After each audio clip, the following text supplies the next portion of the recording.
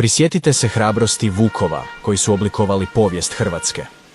9. gardijska brigada Vukovi, formirana od postrojbi koje su branile Liku, službeno je osnovana 1. studenog 1992. pod zapovjedništvom general bojnika Mirka Norca.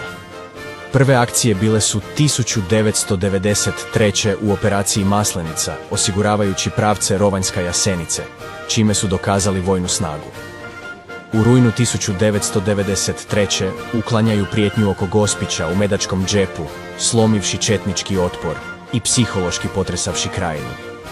Nakon osvajanja Ljubova u ožujku 1994.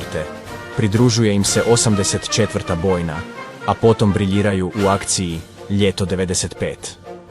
U operaciji Oluja Vukovi oslobađaju ključna mjesta: Bunić, Krbavu, Udbinu i granicu s BiH.